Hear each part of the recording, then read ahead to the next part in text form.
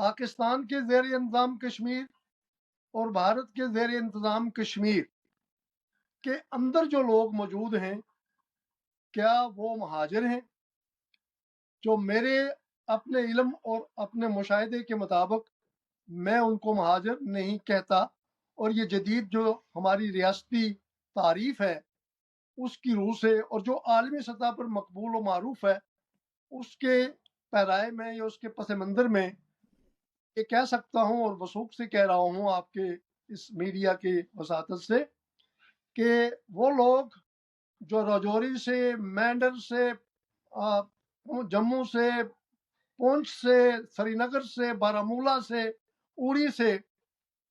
وہ اس 47 کی تصادم کی وجہ سے یا 47 کی اس جنگ کی وجہ سے یا جیسے اس کو لوگ غدر کہتے ہیں اس کی وجہ سے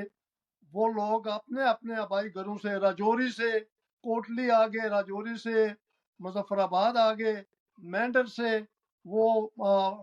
ادھر کوٹلی آگے یا میرپور آگے، اور وہ اپنے ریاستی حدود کے اندر ہیں تو وہ مہاجر نہیں ہیں۔ اور پاکستان کے ذریعے انتظام کشمیر کے اندر جو کالونیاں ہیں ان لوگوں کی ان کو مہاجر کالونی نہیں کہنا چاہیے۔ وہ کشمیری کالونی تو ہو سکتی ہے لیکن وہ مہاجر کالونیاں نہیں ہیں۔ مثلا کوٹلی میں آگار کالونی ہے تو وہ مہاجر کالونی نہیں ہے۔ میرپور میں اگر خالق آباد کی کوئی کالونی ہے جہاں ریاستی لوگ آباد ہیں یا رہ رہے ہیں تو وہ مہاجر کالونی نہیں ہے،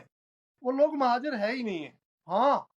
اگر وہ پاکستان میں چلے گئے ہیں یا ہندوستان میں چلے گئے ہیں، جیسے اگر پاکستان میں وہ گجرانوالے میں چلے گئے ہیں تو وہاں جو ان کی کالونی ہوگی وہ مہاجر کالونی کہلائے گی، کیونکہ وہ ایک دوسری ریاست کے اندر مقیم ہے، اگرچہ کہ وہ عارضی ہیں لیکن وہ دوسری ریاست کے اندر مقیم ہے۔ سو میں یہ کہہ سکتا ہوں اور یہ حقیقت بات بھی یہی ہے کہ آزاد کشمیر جو پاکستان کے زیر انتظام کنٹرول علاقہ ہے، زیر انتظام علاقہ ہے، اس میں جتنے بھی لوگ جو بھارتی مقبوضہ کشمیر سے پناہ گزین ہوئے ہیں یا ادھر سے اپنی جان، اپنے آبرو اور عزت کو بچانے کے لیے، اس تصادم سے بچنے کے لیے، اس وبا سے، اس بیماری سے بچنے کے لیے اگر اس کشمیر کے اس پار آئے ہیں، خونی لکیر کے اس پار آئے ہیں تو وہ مہاجر نہیں ہیں۔ اور وہ جی لوگ پروفیسر